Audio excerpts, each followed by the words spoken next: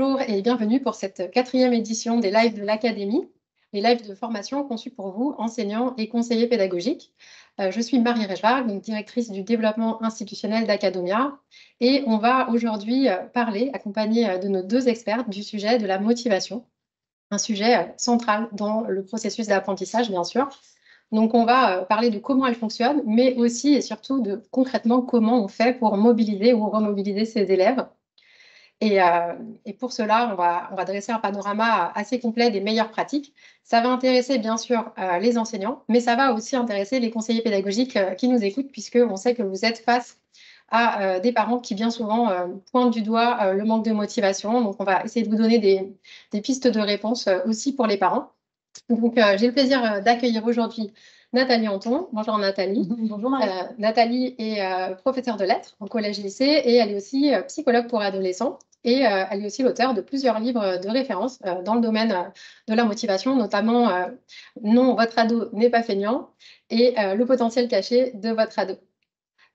Et nous avons également le plaisir d'avoir Manon Doza, qui est coach scolaire chez Academia. Bonjour.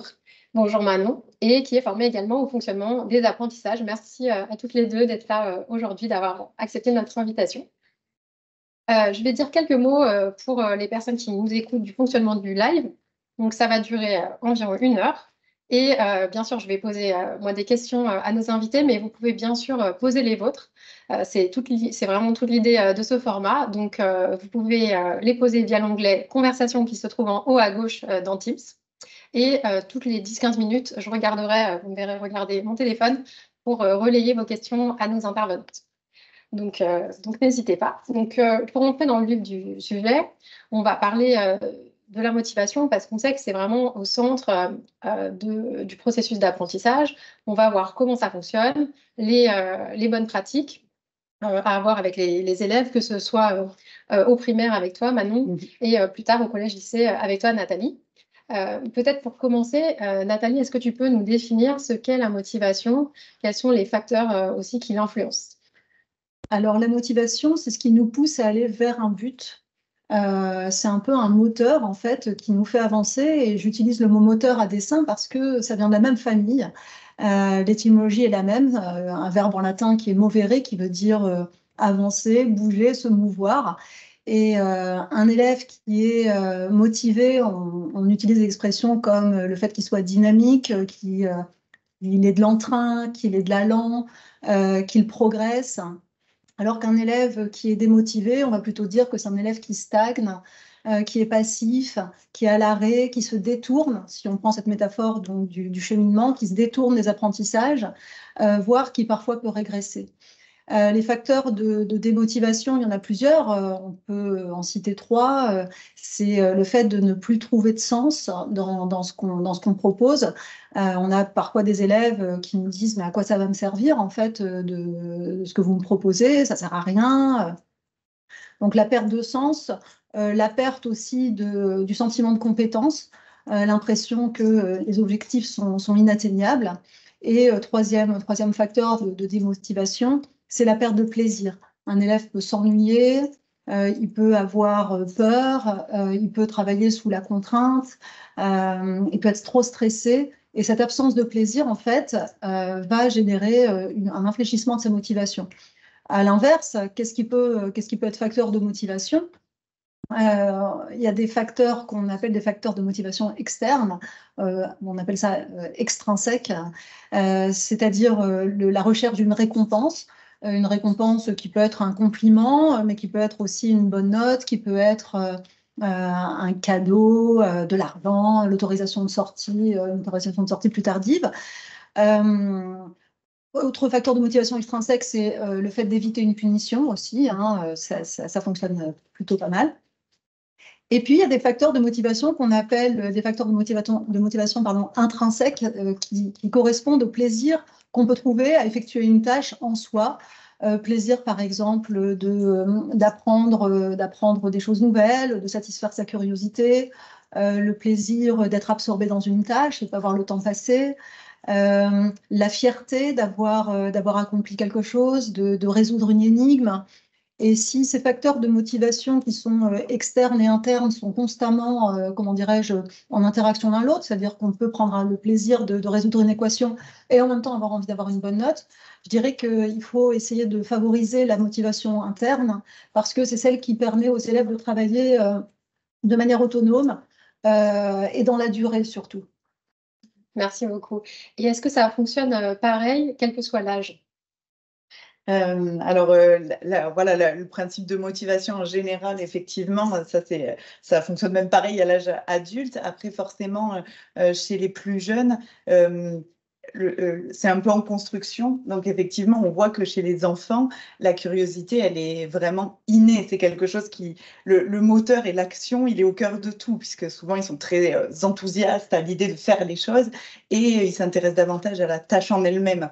Donc, c'est vrai que la motivation, elle est plus innée chez les plus jeunes. Et d'ailleurs, c'est un peu à cet âge-là que ça peut commencer à s'abîmer. Parce que, comme l'a très bien dit Nathalie, en fait, c'est vraiment une dynamique avec de multiples facteurs. Et la motivation, c'est pas quelque chose qui se décide. On ne décide pas d'être motivé ou on ne fait pas le choix de ne pas être motivé. Donc ça, c'est quelque chose qui est déjà important. Et c'est vrai que chez l'enfant, il ne décide pas, il est. Et c'est un ensemble de facteurs qui va pouvoir abîmer cette curiosité-là. D'accord. Merci. Nathalie, toi qui es spécialisée dans l'accompagnement des adolescents, on sait qu'à l'adolescence, il y a des changements hormonaux et développementaux qui interviennent. Est-ce que ça impacte, et si oui, de quelle manière, la motivation des élèves, du coup? Alors, c'est vrai que l'adolescence, comme tu le dis, Marie, c'est un moment de bouleversement physique, psychologique, relationnel, et il peut y avoir un infléchissement de la motivation. Donc, par exemple, si on est sur le plan purement physique, les adolescents vont être plus soumis à une fatigue qui est liée à deux facteurs. Le premier, c'est ils vont avoir des pics de croissance qui vont épuiser leur organisme. Voilà, hein, les adolescents, donc, comme ça, grandissent tout d'un coup, hein, on le sait. Et puis, ils vont avoir un retard d'endormissement parce que l'hormone du sommeil, qui s'appelle la mélatonine, est sécrétée plus tardivement. Or, les horaires de début de cours, eux, non seulement ne se retardent pas, mais au contraire avancent, hein. On rentre souvent plus tôt au lycée qu'on rentrait à l'école primaire.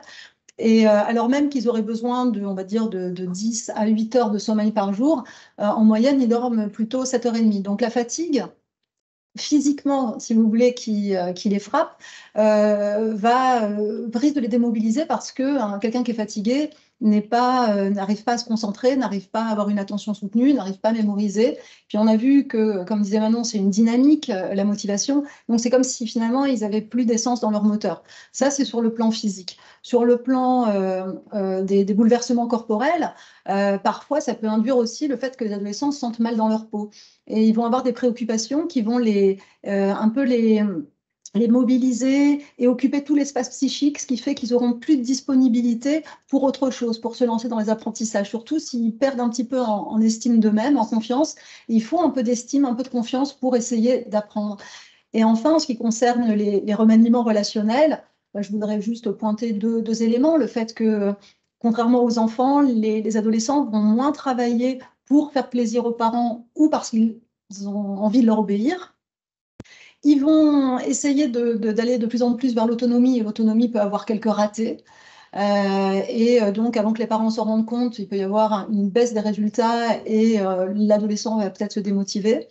Donc, les parents d'un côté, puis les amis de l'autre qui vont prendre de plus en plus de place. Et pour peu que les centres d'intérêt des amis ne soient pas forcément scolaires, la pression de conformité va faire que l'adolescent va se détourner peut-être des apprentissages, puis tout simplement parce que comme il va passer plus de temps avec ses amis, il en aura peut-être moins à consacrer à sa scolarité. D'accord, et du coup, ça souligne ce que tu disais tout à l'heure sur l'importance de privilégier les facteurs de motivation interne, le plaisir d'apprendre, qui, au moment où faire plaisir aux parents et avoir des récompenses va peut-être un peu moins bien marcher, ça s'avérer précieux. Tout à fait. Ok, très clair, merci. Pour entrer dans des conseils très concrets, d'abord, la première chose, c'est peut-être de se demander comment on identifie, je vais peut-être me tourner vers toi maintenant pour commencer, qu'il s'agit d'un manque de motivation et qu'il ne s'agit pas d'autre chose. comment on détecte? Oui, effectivement, souvent, on voit, je pense qu'on reviendra dessus à de nombreuses reprises, mais que souvent, le manque de motivation peut être associé aussi à un mal-être, parce que c'est difficile hein, de ne pas être motivé. Et donc, des fois, ça peut être compliqué à identifier. Ce que vous aurez certainement repéré, que ce soit avec vos enfants ou pour vous-même, c'est que la motivation, elle dépend aussi beaucoup de la tâche.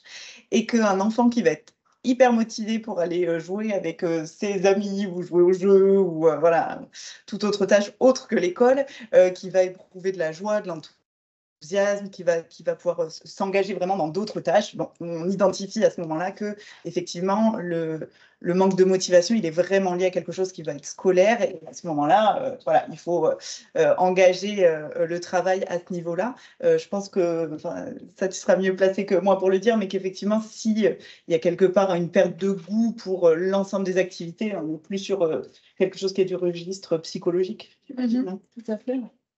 Donc voilà, ce qu'il faut bien regarder, c'est la généralisation. Si voilà, perte de motivation. exactement, un enfant ou un adolescent qui va perdre du goût pour l'ensemble de sa sphère, que ça soit personnelle ou scolaire, là, il faut à ce moment-là consulter effectivement des professionnels compétents. Très bien. Ouais, je suis tout à fait d'accord. Je crois que le manque de motivation, c'est toujours, quoi qu'il arrive, un symptôme à interroger. Ça peut être un révélateur de problèmes qui sont, je mets des guillemets, parce que évidemment, c'est jamais purement quelque chose, mais purement scolaire. Par exemple, est-ce que l'élève a du mal à s'organiser? Est-ce que il a été mal orienté? Je parle pour les ados, plus que pour les petits, bien sûr. Mais est-ce que il y a trop de compétition au sein de la classe? Est-ce que, je sais pas, il y a trop de travail? Bref, on peut cerner déjà effectivement un problème qui serait purement scolaire. Mais ça peut être aussi un problème relationnel. Est-ce que c'est un problème relationnel avec un professeur? Il y a beaucoup de jeunes qui disent « je veux pas travailler parce que de toute façon, ce prof, je n'aime pas ». Bon, est-ce que c'est vrai ou pas? En tout cas, ça vaut le coup d'aller creuser la question. Un problème relationnel avec un prof, un problème relationnel avec les parents. Est-ce que les parents mettent trop de pression? Est-ce que les parents sont trop éloignés, justement, trop distants? Un problème avec potentiellement les amis. Est-ce qu'il n'y a pas une rupture amoureuse? Est-ce qu'il n'y a pas des conflits? Est-ce qu'il n'y a pas des problèmes de harcèlement? Ça, c'est très important aussi d'avoir ça en tête. Et puis, donc, problème purement scolaire, problème relationnel et problème effectivement plutôt d'ordre psychologique. Et le manque de motivation, c'est un symptôme qui entre vraiment dans le tableau de la dépression. Et ce qui vient à l'adolescence, autant c'est repérable effectivement chez l'enfant, autant chez un ado, ça a tendance à ressembler à une crise d'adolescence. Alors, crise d'adolescence, ça ne veut pas dire grand-chose, sauf que les parents auraient tendance finalement à se dire « Ah, mais c'est une crise d'adolescence », alors que je vais vous lister un certain nombre de symptômes de la dépression à l'adolescence, vous allez voir qu'en fait, c'est un ado qui est irritable, un ado qui se plaint de maux de tête, de maux de ventre, un ado qui n'arrive pas à dormir, un ado qui s'isole, un ado qui a plus le goût à grand-chose. Et donc, vous voyez que tout ça, on se dit « Ouais, mais ça, c'est qui l'ado ?» Non, il faut impérativement prendre vraiment ce manque de motivation comme un symptôme, mais pas hésiter à aller consulter, notamment aller voir le pédiatre qui connaît bien l'enfant, qui justement a peut-être le recul pour pouvoir dire « Là, il y a quelque chose de plus profond. » D'accord. Merci beaucoup. Manon, est-ce que concrètement, tu pourrais nous donner des pistes sur comment gérer quand on a identifié qu'il s'agit bien d'une démotivation liée à la scolarité ou à une matière en particulier? Comment finalement on peut gérer cette démotivation, ce découragement?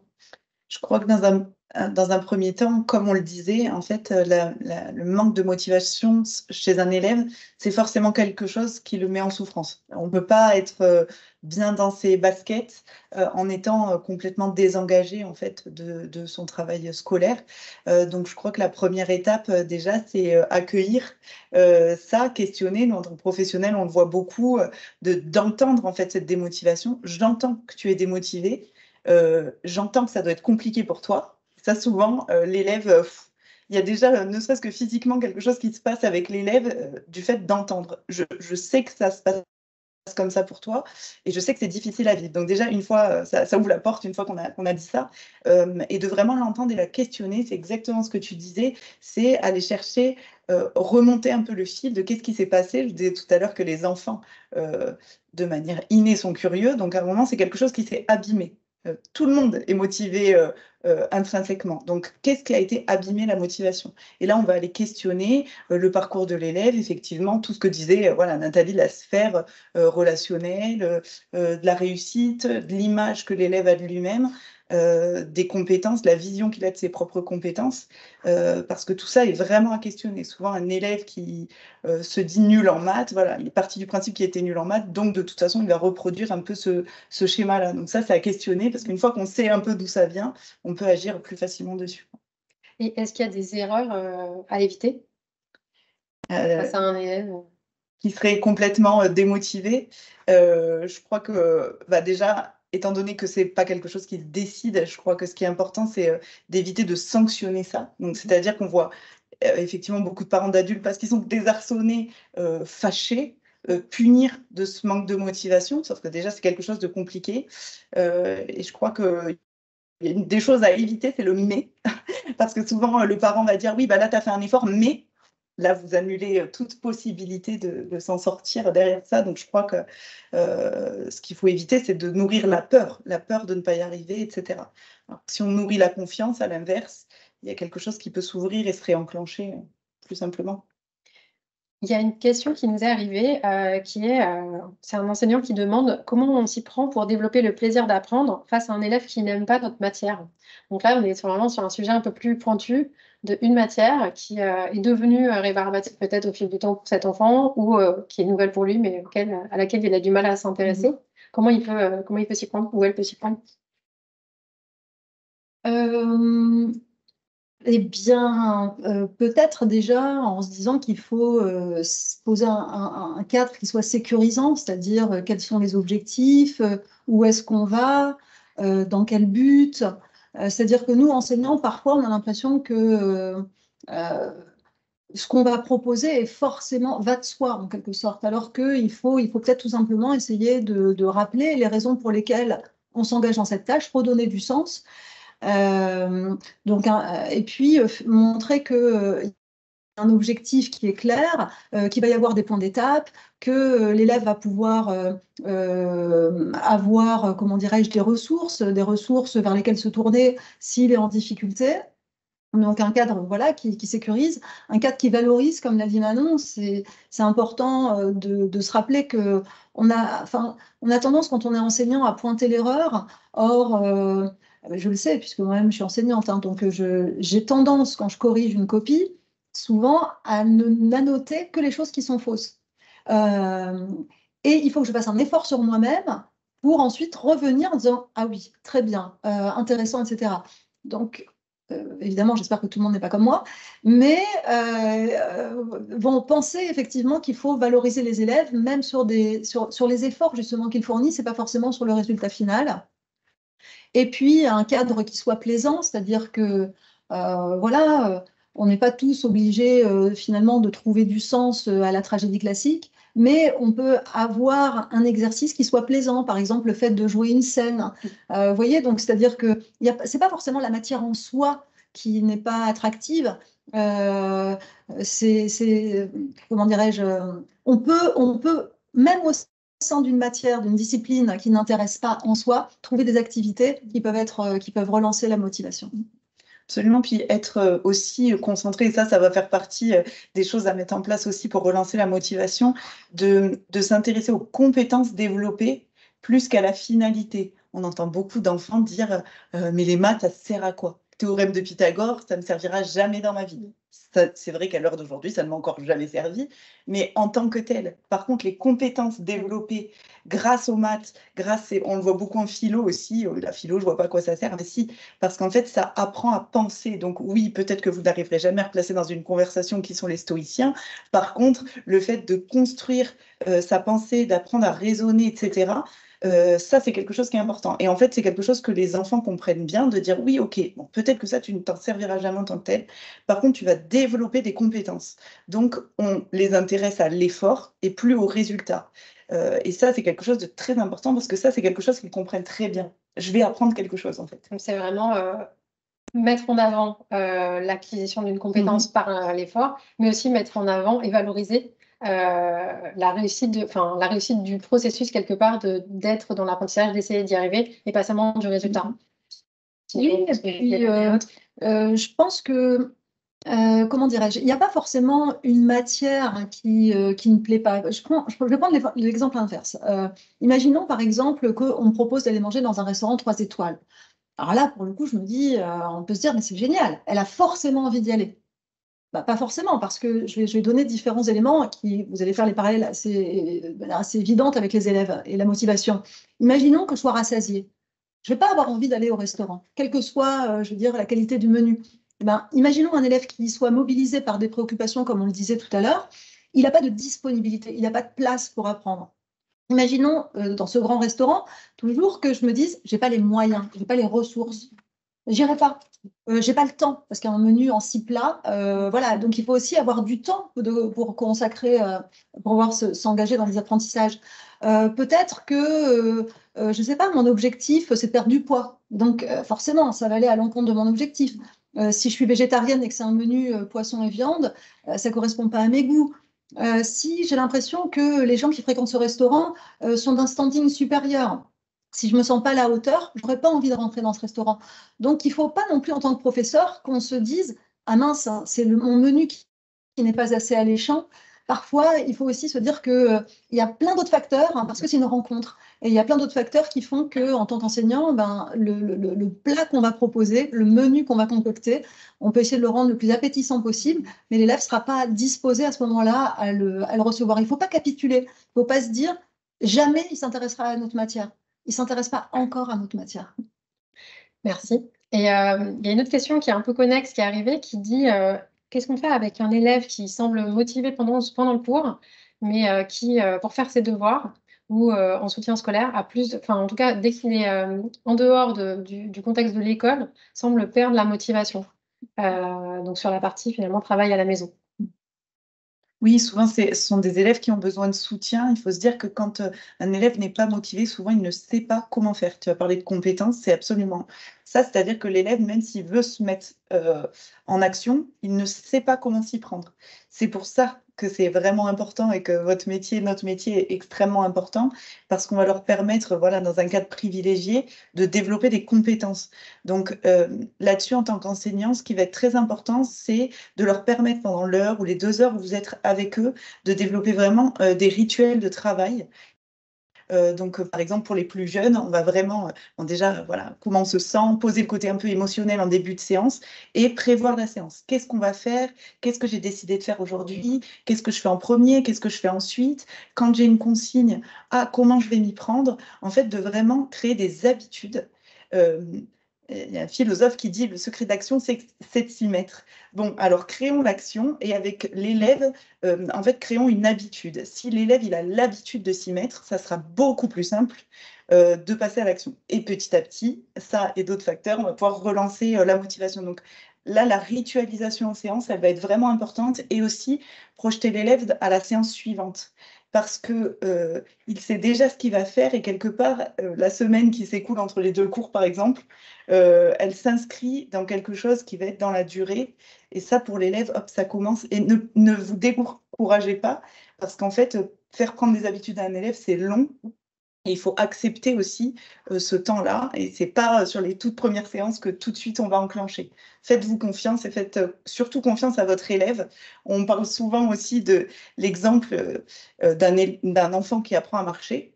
Il tombe, je crois, en moyenne 10 000 fois avant de marcher. Et en fait, à aucun moment, ni vous, ni moi, ni personne ne va douter qu'il y arrive. Ça prend du temps, ça prend des erreurs. Enfin voilà, le processus est long. Par contre, ce qui va faire la différence, c'est la confiance qu'on place dans l'enfant. À aucun moment on ne doute. Donc, en tant qu'enseignant, je pense que c'est vraiment important d'être dans cette dynamique, voilà, de noter, d'entourer les points positifs pour encourager, soutenir, et il faut être persévérant. C'est pas toujours simple, c'est sûr. Merci. Est-ce qu'il y a, pour revenir sur ce type de sujet, est-ce qu'il y a des subtilités selon les matières? Est-ce qu'on peut imaginer des pratiques plus pertinentes dans l'une ou l'autre des matières? Moi, j'en sais rien. Si je reprends l'idée tout à l'heure du plat, je crois qu'il faut donner envie aux jeunes et je sais pas, par exemple, si on prend le mot envie, on peut en faire un acronyme et se dire qu'il faut que ce qu'on propose, ce soit engageant. C'est-à-dire, encore une fois, pourquoi est-ce qu'on s'engage dans une route plutôt qu'une autre? C'est parce qu'on sait plus ou moins où on va, parce qu'on sait qu'il y aura des ressources le long de la route, parce qu'on sait qu'on va être accompagné.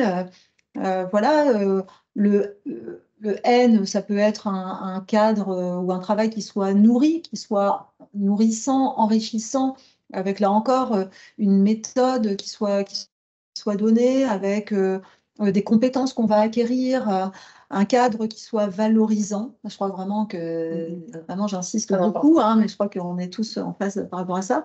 Un cadre qui soit valorisant, un cadre qui soit interactif, où on peut poser des questions, où on peut se faire tester, parce que on apprend mieux quand on est interrogé, où on peut inverser les rôles, où parfois l'élève devient lui-même professeur et lui-même va essayer d'expliciter quelque chose. Et enfin, un cadre qui soit élargi, enfin un travail qui soit élargi dans le sens où ce qu'on propose, on essaie de faire des ponts avec des problématiques plus concrètes, avec des centres d'intérêt du jeune, enfin le jeune, avec d'autres disciplines, avec d'autres points du programme qui ont déjà été abordés. Donc justement, essayer d'élargir pour que notre activité finalement reprenne du sens. D'accord. Merci. Il y a une autre question qui est un élève qui ne veut pas participer ou plus participer à un cours, est-ce que c'est nécessairement de la démotivation? Ça rejoint un peu ce qu'on a dit tout à l'heure, ça peut être d'autres raisons, mais est-ce que vous voulez rajouter quelque chose? À questionner, c'est un peu compliqué parce que, comme tu le disais tout à l'heure, souvent c'est un ensemble de facteurs. Ça peut être aussi relationnel, ça peut lui appartenir. Je pense que là, l'exemple du restaurant est absolument adapté à cette. Voilà, on est exactement là-dedans. Ça peut être un ensemble de choses. C'est à questionner, mais ne le prenez pas toujours pour vous, parce que souvent, c'est vrai, en tant qu'enseignante, c'est pas évident des fois de voir un cours qui s'arrête et de se dire est-ce que on se remet en question, et heureusement. Mais souvent, c'est multiples facteurs. On peut avoir des élèves, par exemple, qui ont un blocage sur les maths, alors que leurs parents sont enseignants de mathématiques à la fac. On peut soi-même se remettre en question. On peut aussi se dire qu'il y a peut-être des raisons inconscientes qui nous échappent. Et donc, voilà, c'est un exemple comme un autre. Merci. On va peut-être parler objectif, parce que on entend souvent, par exemple, que c'est intéressant de projeter un enfant vers un objectif qui lui parle, qui rend un peu concret ses apprentissages, et notamment on parle du projet d'orientation. Est-ce que vraiment c'est pertinent? Et si oui, à partir de quel âge de se raccrocher finalement au projet d'orientation? À un ado, en tout cas, quand on lui dit il faut que tu travailles, sinon tu n'auras pas de travail plus tard, sinon tu seras au chômage, en général, c'est comme si on lui dit il ne faut pas que tu fumes parce que tu vas mourir d'un cancer des poumons. Ce sont des perspectives qui sont beaucoup trop lointaines. En général, on dit que pour qu'un objectif puisse vraiment entraîner une motivation, il faut qu'il soit maximum éloigné d'1 an. Voilà, donc il faut éviter peut-être des objectifs qui sont trop lointains. Maintenant, c'est vrai que pour rebondir sur ce que tu dis, se fixer des objectifs, c'est une compétence, au même titre que s'organiser, c'est une compétence qu'on ne développe pas encore nécessairement à l'école. Et par exemple, quand un ado qui n'est pas motivé, on essaie de le remotiver, il nous dit non, mais à partir de maintenant, je vais faire mes devoirs, ou je vais augmenter ma moyenne, ou je vais écouter en classe. Ce sont des objectifs qui ne sont pas des bons objectifs, parce que, et là encore, je vais reprendre un acronyme, pour qu'un objectif il fonctionne bien, on peut prendre l'acronyme anglo-saxon SMART, il faut qu'il soit spécifique. Donc, je vais augmenter ma moyenne. Tu vas l'augmenter dans quelle discipline? Précis. Voilà. Donc, spécifique. Ce qu'il y a à créer un but spécifique, c'est qu'il soit mesurable. C'est le M de SMART. Donc, je vais l'augmenter de 2 points, ou je vais avoir, par cette semaine, au lieu d'avoir 5 mots dans le carnet, je vais plus en avoir que 1. Par exemple, je m'engage à n'avoir plus qu'un mot dans le carnet. Qui soit lié à des actions. Donc, par exemple, j'ai envie d'améliorer mon comportement, d'améliorer ma concentration en classe. Les actions que je vais faire, c'est par exemple lever la main plus souvent pour poser des questions, me mettre devant, ne pas être à côté de telle personne avec qui je sais que je vais bavarder. R, il faut que ce soit un but qui soit réaliste, qui ne soit pas inaccessible au regard finalement de l'endroit où se trouve l'élève dans sa progression. Et enfin, il faut que ce soit un objectif qui soit lié à un temps au bout duquel on va pouvoir évaluer si tout ce qu'on a mis en place était pertinent et apportait ses fruits. Ce qui différencie un objectif d'un rêve, en fait. C'est à partir du moment où on donne un temps pour évaluer, ça permet de redéfinir les objectifs. Manon, est-ce que tu confirmes pour un enfant plus petit, en primaire? C'est la même logique, je suppose, mais est-ce qu'il y a des particularités à avoir en tête? Oui, alors chez les plus jeunes, c'est un peu différent dans le sens où la capacité à se projeter est vraiment extrêmement limitée. Donc là, l'objectif, il va être plus sur la séance suivante, et pas forcément s'inscrire dans une année. D'ailleurs, voilà, les jeunes, les plus jeunes enfants, leur parler de l'année prochaine, etc. C'est quelque chose qui est vraiment très, très lointain pour eux. Donc ça, c'est vraiment quelque chose qui évolue et qui va être mature assez tard. En réalité, là, vraiment, la projection à long terme, elle va arriver que dans les études supérieures, hein. Donc voilà, c'est quelque chose qui évolue.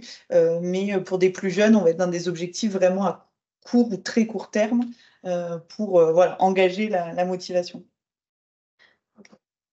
En ce qui concerne l'organisation du temps, Manon, notamment, tu as plusieurs fois parlé de comment on structure la séance de travail. Donc, il y a ce temps avec l'enseignant, mais aussi ce temps tout seul, j'imagine. En termes d'organisation du temps, est-ce qu'on a des conseils à donner aux enseignants ou aux conseillers pédagogiques pour qu'ils les transmettent aux parents aussi, pour susciter plus de motivation, de la maintenir? Oui, alors en termes d'organisation globale, je pense que c'est vraiment très très très important de conserver en fait du temps personnel pour pouvoir être efficace sur du temps scolaire et le travail à la maison. Il faut souffler, il faut avoir une vie sociale, il faut avoir une vie de famille, il faut voilà, sortir, faire du sport. Ça, c'est beaucoup, beaucoup de choses qui sont vraiment très importantes pour les apprentissages et pour la motivation, parce qu'en fait, il faut nourrir le bien-être, le plaisir. On a vraiment dit et redit que la démotivation, c'est vraiment quand le plaisir disparaît, en fait. Donc, il faut qu'il y ait du plaisir, qu'éventuellement, voilà, l'élève puisse trouver dans d'autres sources du plaisir, faire des parallèles avec ça. Sur le temps scolaire, après, ça, c'est des compétences un peu d'apprentissage, mais vraiment découper les tâches, éviter d'avoir des longues plages horaires de travail. Enfin, si vous, on vous dit, allez, pendant les potentiellement 3-4 prochaines heures, tu vas faire une tâche que tu n'aimes pas du tout, tu ne sais pas quand tu vas commencer, tu ne sais pas quand tu vas finir, tu ne sais pas si tu vas réussir à finir. Le flou artistique qui est créé par un peu cette nébuleuse, et c'est souvent les élèves qui commencent à travailler, à se mettre à une session de travail, ils vont être un peu dans cette dynamique-là, quelque chose de très flou. Plus on va lister ce qu'on a à faire, ritualiser, cadrer, ok, l'exercice de maths, j'en ai pour 20 minutes. À ce moment-là, je me mets 20 minutes sur mon exercice de maths. Au bout de 20 minutes, je passe à autre chose. Ça, toutes ces compétences et ces stratégies d'apprentissage, ça va vraiment susciter la motivation. Parce que si je sais que quand je me mets à travailler, en fait, je n'en ai que pour 1 heure, qu'au bout de 7 heures, j'aurai fait et mes exercices de maths et mes exercices de français, donc que j'aurai atteint mon objectif, j'ai de la satisfaction, je sais que j'en ai que pour 1 heure, je sais qu'après, je vais m'accorder une récompense, donc voilà, je vais aller jouer ou je vais faire autre chose. Et donc, c'est en structurant le travail de cette manière-là aussi qu'on arrive à susciter la motivation. Merci beaucoup. Tu veux ajouter quelque chose sur ce sujet, Nathalie? Oui, moi, c'est effectivement, comme les élèves essaient de devenir de plus en plus autonomes, c'est vrai que c'est une question qui se pose beaucoup. Moi, ce que j'aime bien faire, c'est de leur demander de prendre leur emploi du temps et d'essayer de me dire toutes les plages qu'ils ont libres en dehors du temps scolaire. En général, ils vont me donner beaucoup de plages de libres. Et je leur dis non, les plages vraiment libres, c'est-à-dire les plages où vous n'êtes pas en train de dîner, pas en train de prendre votre douche, pas en train de promener votre chien. Donnez-moi exactement les périodes que vous avez de libre. Et ensuite, on prend l'agenda et on essaie de répartir ce qu'ils doivent faire sur ces moments de libre en laissant certaines plages, là encore, inoccupées pour qu'au cas où il y ait eu un imprévu, ils puissent quand même se récupérer et pas se dire c'est fichu, j'y arriverai plus, etc. Et ensuite, leur expliquer ce que disait Manon, c'est qu'il faut hiérarchiser. Est-ce que, en leur donnant le choix, est-ce que toi tu préfères commencer, c'est un petit peu ce que tu préfères commencer par ce qui te plaît ou ce qui te déplaît? Et puis, si tu n'es pas du matin, on ne va pas travailler le matin, on va plutôt travailler l'après-midi. Enfin, à toute proportion gardée, évidemment. Mais en tout cas, s'écouter, apprendre à se connaître. Et essayer de fragmenter, parce que je ne crois pas qu'un tunnel de mathématiques ou un tunnel de français de 3 heures, ça puisse être tenable. Donc, essayer d'alterner. Et d'ailleurs, c'est bon pour le cerveau d'alterner, hein, ça permet en fait de renforcer après les liens, les apprentissages, etc. Euh, et de faire la petite technique du minuteur. C'est-à-dire que si un élève a du mal à se concentrer pendant très longtemps, alors il ne faut pas que le minuteur le distrait, hein, mais essayer de se dire, bah là, je vais faire 10 minutes pour mes maths. Et après, je pourrais faire une pause. Il faut que j'arrête avec les maths parce que c'est vraiment sur ma physique, sur mon espagnol, etc., n'importe quelle discipline. Et puis, au fur et à mesure, augmenter à chaque fois cette durée. Et en plus d'une to-do list, s'écrire une note to-do list. C'est-à-dire, quand je fais mes devoirs, je ne dois pas avoir mon téléphone allumé, je ne dois pas, je ne sais pas, moi, regarder, je sais pas, c'est souvent les écrans qui sont des distracteurs, hein, d'ailleurs. Bon, bref, mais en tout cas, noter ce qui peut être un obstacle justement à la progression. Ok, merci. Il y a une participante qui demande comment motiver un élève qui réussit bien, mais qui du coup s'ennuie en classe. Comment la remobiliser? C'est vrai que ça, c'est pas forcément évident. Là aussi, je pense que susciter la curiosité, quoi, en l'incitant à aller éventuellement plus loin et voilà, quel sens elle peut mettre dans ce qu'elle fait en classe. Oui, je pense à les creuser, en fait, hein, exploiter sa curiosité. Moi, les élèves qui s'ennuient, bon, déjà, je trouve ça plutôt pas mal. On n'est pas obligé de toujours avoir le cerveau mobilisé. Donc, je trouve que l'ennui, c'est pas mal. L'ennui, c'est aussi la rêverie. Il faut faire attention à pas forcément projeter. Elle s'ennuie, donc c'est négatif. Si finalement, cet élève est en, je dis elle, mais ça peut être il, mais est en situation de réussite, bon, bah, pourquoi pas lui laisser des temps de pause? C'est peut-être parce que justement, il arrive à ménager des temps d'activité et des temps de pause qu'il est en situation où il est en situation de réussite. Et ensuite, on peut leur demander d'être des auxiliaires.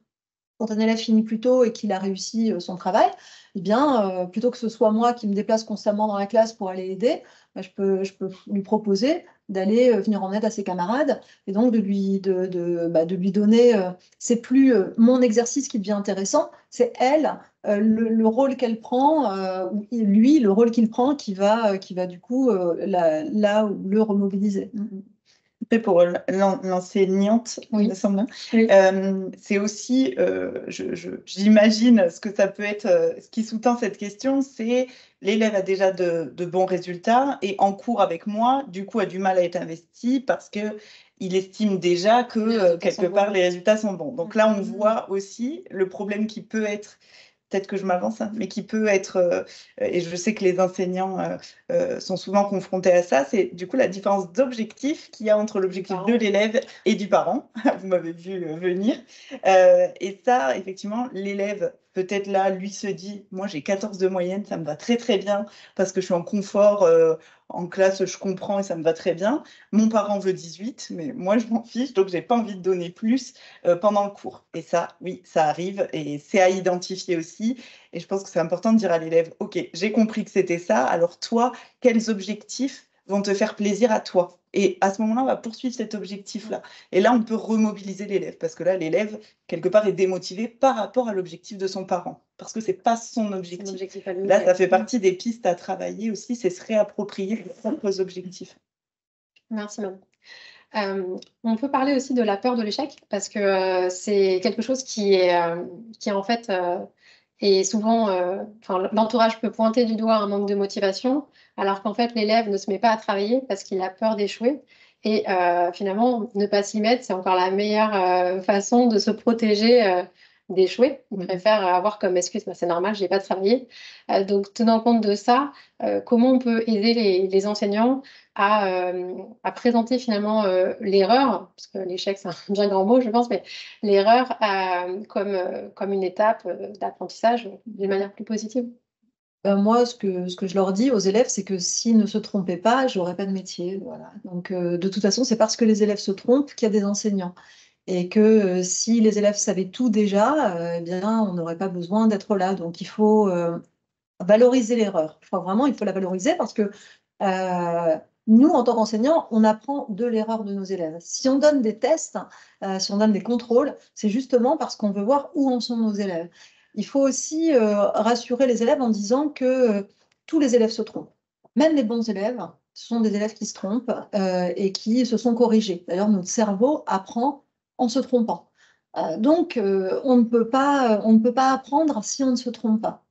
Il faut valoriser donc l'erreur, il faut valoriser l'élève, le rassurer, lui dire que même s'il s'est trompé, il fait des choses qui sont positives, qu'il est bien disposé, qu'il a, voilà, il a des compétences. Enfin, en tout cas, il faut vraiment le valoriser. Moi, je me souviens d'être arrivée dans un établissement scolaire où le proviseur nous a interpellés en nous disant sur vos bulletins, vous mettez que du négatif. Il y a toujours du positif à dire sur un élève. Et donc, vous devez commencer par le positif. Bon, c'était une leçon, je l'ai retenue et je la trouve tout à fait pertinente. Et puis, encore une fois, il faut valoriser le travail qu'on propose, mais il faut valoriser, comme tu le disais tout à l'heure, l'effort. Il y a une psychologue américaine qui s'appelle Carol Dweck qui parle d'état d'esprit fixe comparé à un état d'esprit de développement personnel, on va dire. L'état d'esprit fixe, c'est de se dire, on a tous un stock d'intelligence innée qui nous permet, par exemple, voilà, d'être fort dans telle discipline ou de ne pas l'être. Ou un tel est intelligent, moi je le suis moins. Pas du tout, en fait. C'est-à-dire que c'est par la persévérance qu'on va développer des aptitudes, des compétences supplémentaires. Donc ça, il faut valoriser l'effort. Dire, tu n'y arrives pas encore maintenant. Tu te trompes aujourd'hui, mais on va réussir à faire en sorte que tu ne te trompes pas demain. Et il faut lutter contre un phénomène qui a été étudié en sociologie qui s'appelle le phénomène d'impuissance apprise, qui est le fait d'exposer des individus toujours à l'échec. Et même quand ensuite on leur présentera une tâche facile, ils sont tellement persuadés que de toute façon ils sont plus capables de réussir qu'ils vont pas se mobiliser sur la tâche. Et il faut le garder en tête, ça, que finalement, à force de dire aux jeunes non, c'est faux, non, c'est faux, non, c'est faux, eh bien, on les place justement dans cette situation d'impuissance apprise dont il faut réussir à sortir. Absolument, je pense que c'est pour reprendre l'exemple de l'enfant qui apprend à marcher, à aucun moment on se dit oh il échoue, non il essaye.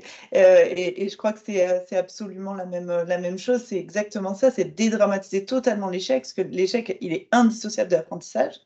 Les gens qui réussissent se trompent beaucoup, bien plus que les autres, puisqu'ils essayent beaucoup plus que les autres. Donc, c'est le fait de effectivement questionner. Moi, je sais qu'avec mes élèves, quand ils revenaient avec une copie, qu'elle soit bonne ou mauvaise, d'ailleurs, je commentais jamais la note. Ok, comment toi tu vis cette note? Qu'est-ce que tu as appris de ce contrôle? Qu'est-ce que tu apprends là de tes erreurs et de ce que tu as bien fait? Ok, donc les erreurs, surtout pour le coup en maths, on faisait des fiches d'erreurs un peu. Quel est toujours le même type d'erreur? Parce qu'en fait, on s'aperçoit que les élèves, ils ont toujours le même type d'erreur et ils se sentent impuissants parce qu'ils répètent. Mais nous, on va venir chercher, mais d'où elle vient cette erreur? Pourquoi est-ce que je fais ça et comment j'aurais pu faire différemment? Comment est-ce que j'ai travaillé? Comment est-ce que j'aurais pu travailler pour connaître la réponse? Ah, donc je sais la prochaine fois comment faire. Et là, on n'est pas du tout dans le commentaire de la note, on est que tout de suite dans comment je fais. C'est exactement ce qu'explique effectivement Carol Dweck dans cet ouvrage. C'est très intéressant d'expliquer en fait la différence entre un état d'esprit qui est fermé, qui va être orienté vers le problème, la note, etc. D'ailleurs, quand on parle aux enfants, on ne leur parle que de leur note. Jamais qu'est-ce que tu aimes, Voilà, ça, c'est des questions à poser, par exemple. Qu'est-ce que tu as appris aujourd'hui? Qu'est-ce que tu as préféré? Plutôt que quelle note tu as eue, etc.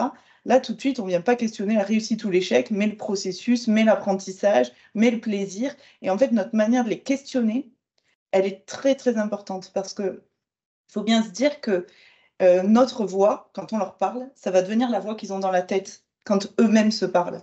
Donc, toutes les questions que nous, en tant qu'enseignants, on va susciter, OK, comment tu fais là?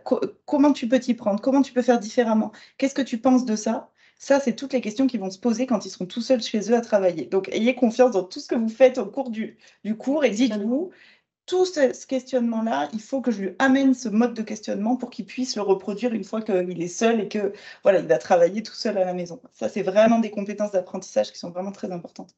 Juste un tout petit point par rapport à la peur d'échouer, interroger aussi les stéréotypes de genre. Parce que, voilà, peut-être les garçons ne s'autorisent pas à s'orienter vers des disciplines littéraires parce qu'ils pensent que ils n'ont pas les compétences des filles dans des filières scientifiques.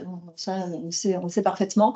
Et donc, cette peur d'échouer, c'est aussi parfois un apprentissage social lié à des stéréotypes qu'il faut avoir en tête.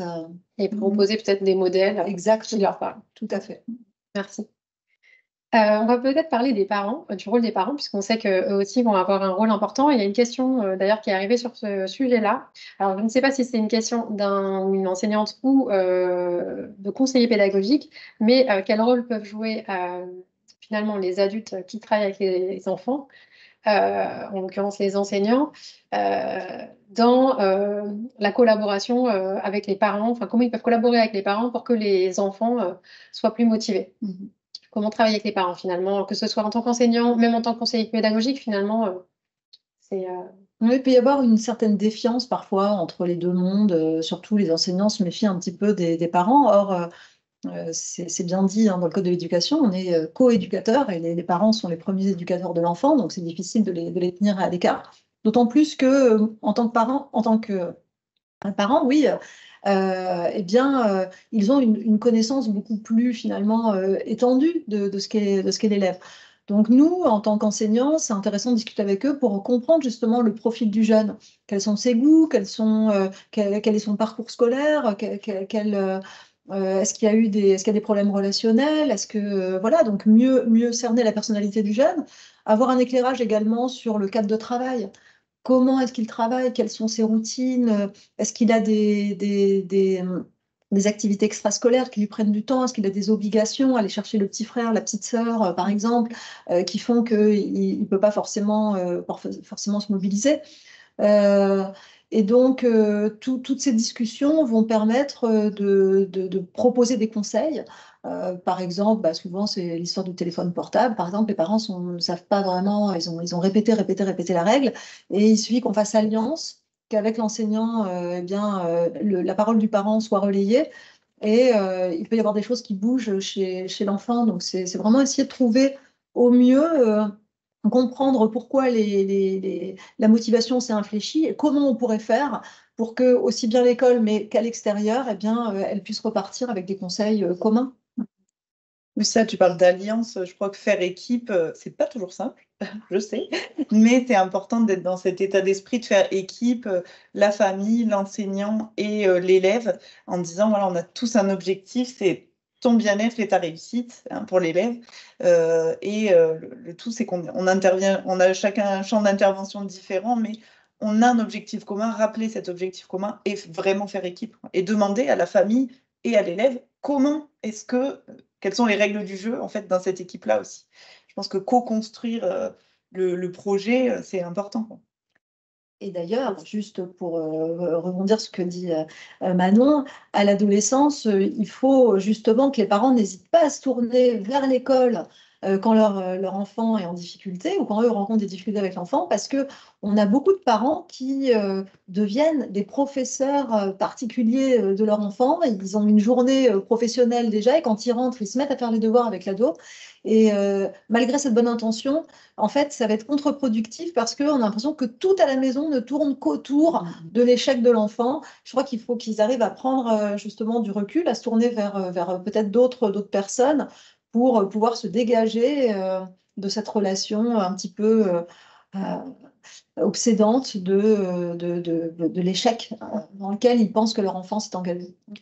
Pour rebondir sur ce que tu dis, peut-être pour aider les conseillers pédagogiques qui nous écoutent et qui peuvent avoir des questions de la part des parents, comment faire en fait pour que côté parents, essayer de remobiliser son enfant dans les apprentissages ne rime pas avec conflit, ne se transforme pas en terrain conflictuel qui peut en plus à l'adolescence parfois s'ajouter à d'autres types de conflits.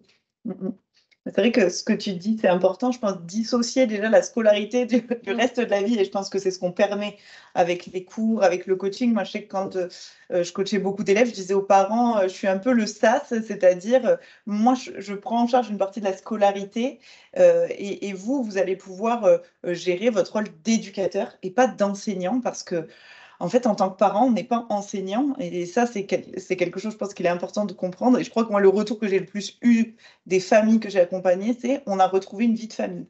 parce qu'en fait, l'école reste et à l'école et avec vous. Et nous, on a repris notre rôle, en fait, vraiment de parents. Donc ça, c'est vrai que c'est quelque chose qui est important, de ne pas hésiter à déléguer cette partie-là et de dire, voilà, il y a des professionnels pour ça. Je crois que toi et moi, on le sait, même en tant que parents. Moi, je suis vraiment pas la mieux placée pour faire les devoirs avec mon fils, alors que c'est mon métier toute la journée. Donc voilà, je pense que les parents ne sont pas faits pour enseigner à leurs propres enfants, enfin, en tout cas de manière scolaire. Oui, j'ajouterais pour éviter que ça rentre en conflit, c'est ce que tu disais tout à l'heure, éviter de penser que le manque de motivation, c'est un trait de caractère. Ouais. Il n'y a pas des jeunes motivés, des jeunes démotivés. On est motivé par quelque chose ou démotivé à cause de quelque chose. Ne pas penser que c'est, ne pas culpabiliser l'ado, c'est pas de sa faute. D'ailleurs, c'est vrai que non, votre ado n'est pas feignant, c'était justement parce que j'entendais C'est bien beaucoup choisi, hein. de collègues ou de parents qui me disaient mais il ne travaille pas parce qu'il est feignant. Non, enfin, c'est pas un manque de volonté, le fait d'être démotivé. Éviter évidemment d'en parler tout le temps, comme tu le disais, Manon. Ne pas te dévaloriser, ne pas faire des comparaisons. Oui, mais ton frère, ta sœur, etc. Ça, c'est vraiment un moyen vraiment de créer un conflit très fort avec le jeune. Donc voilà, ça c'est des petits conseils. La menace, pareil, à l'adolescence, ça braque énormément. Ça peut fonctionner une fois, ça fonctionnera pas sur le long terme. Discuter. Moi, je vois que vraiment, il faut discuter, valoriser et s'orienter vers des tiers, des gens, alors à l'école, hein, même devoirs faits, par exemple, ça peut être une très bonne orientation pour que les devoirs se soient externalisés, en effet. Absolument. Mais garder la confiance, je pense, voilà, projeter que l'élève a les capacités, ce qu'on disait tout à l'heure, en fait, tous les élèves peuvent et surtout tous les élèves ont envie de réussir.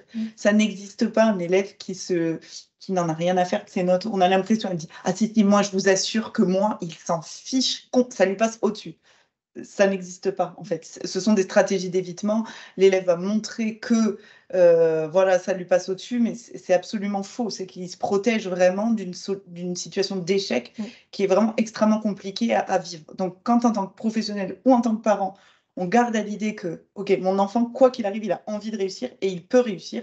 Déjà, rien que notre disposition quand on va travailler avec cet état d'esprit-là, ça change beaucoup, beaucoup, beaucoup de choses. Et côté enseignant, si on se retrouve face à un élève qui, la personne parle d'un élève qui, en l'occurrence, n'accepte pas sa dyslexie et qui pense être la raison de son opposition, mais en tout cas un élève qui serait beaucoup dans l'opposition avec l'enseignant en cours de soutien, qu'est-ce que peut faire l'enseignant? Je crois que enfin, moi, il y a une image que j'utilise tout le temps, c'est que pour s'affronter, il faut être deux. Et qu'à partir du moment où on lâche la confrontation, l'élève n'a plus rien contre quoi résister. Donc, essayer d'aller en fait, dans le même sens. Là aussi, d'où vient l'opposition, englober, comprendre, questionner sincèrement. Je pense que c'est quelque chose qui marche dans beaucoup, beaucoup, beaucoup de cas. Renouer le dialogue, hein, c'est ce que tu dis. Oui, c'est vrai qu'en classe, on peut avoir des situations d'opposition, mais dès qu'on se trouve seul avec un élève et qu'on discute vraiment de mais qu'est-ce qui t'arrive, qu'est-ce qui se passe, est-ce qu'on voilà, il y a, je connais peu d'élèves qui vraiment, à moins qu'il y ait une situation avec l'enseignant qui soit vraiment tendue, je connais peu d'élèves qui justement n'enlèvent pas leur statut d'élève pour redevenir ado ou enfant et pouvoir avoir une discussion enfin authentique. Oui, puis peut-être, si j'ai bien compris, hein, c'est l'élève qui n'accepte pas forcément sa dyslexie et qui crée un conflit. Donc, c'est peut-être un élève, non, mais je suis pas dyslexique. OK, d'accord. Alors, pas de problème. Faisons comme, en fait, aussi les confronter des fois aux conséquences. Ils résistent parce qu'ils veulent pas accepter quelque chose. OK, acceptons qu'il est peut-être pas prêt à l'entendre, peut-être pas prêt à travailler dans ce sens-là.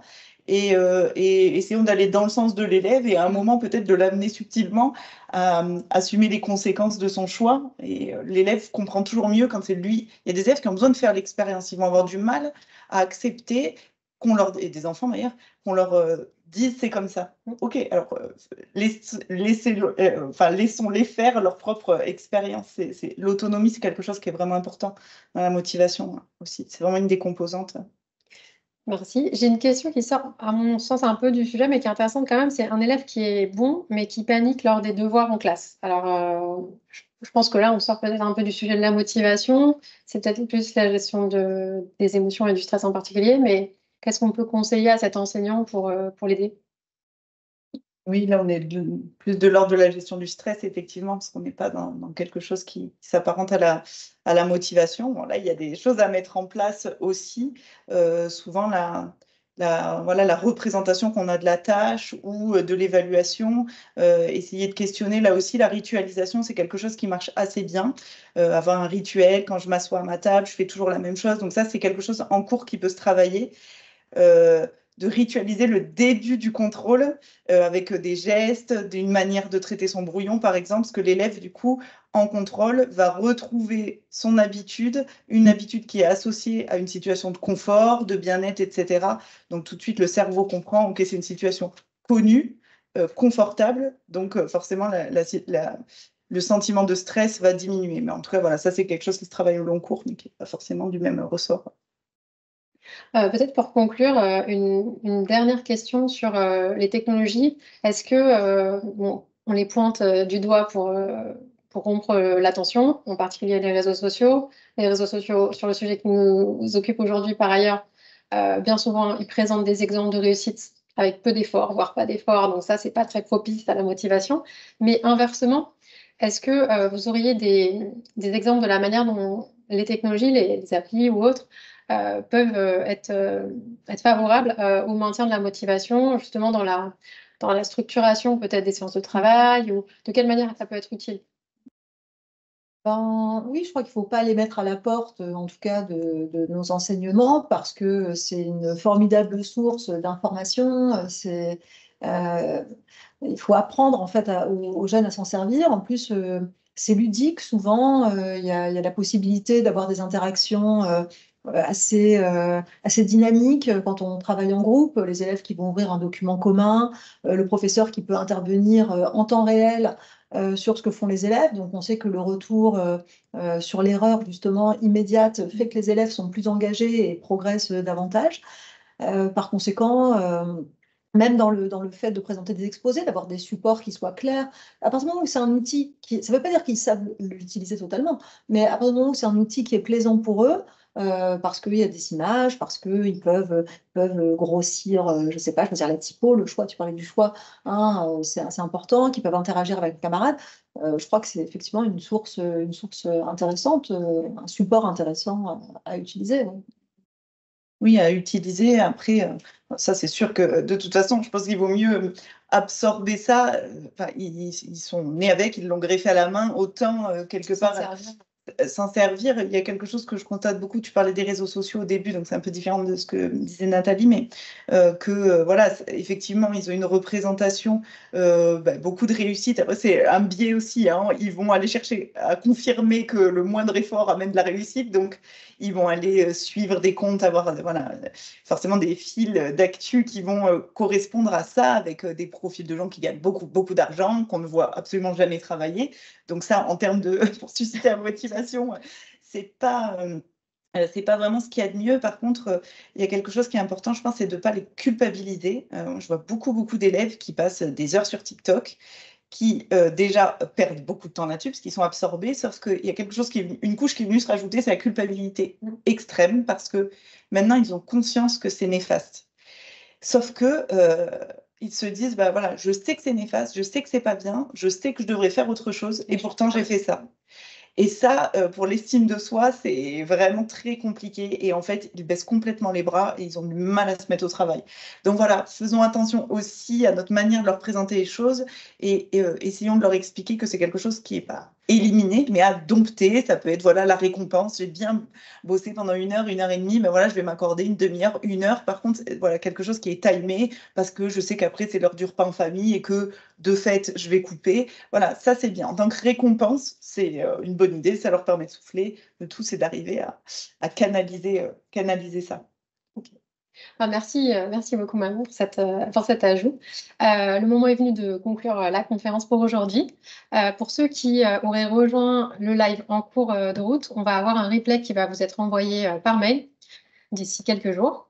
Je vous remercie toutes les deux, Merci Nathalie et beaucoup. Manon, d'avoir répondu à nos questions. Et merci à tous d'avoir participé, posé vos questions à distance. On a reçu pas mal de questions. Je n'ai pas pu toutes les traiter, mais merci beaucoup. Et je vous donne rendez-vous pour le dernier live de l'Académie pour cette année scolaire. Il aura lieu le 25 avril et on parlera des tendances, des nouvelles tendances en termes de pédagogie à regarder de près avec des acteurs qui viendront en témoigner. Merci beaucoup et bonne fin de journée. Merci. Au revoir.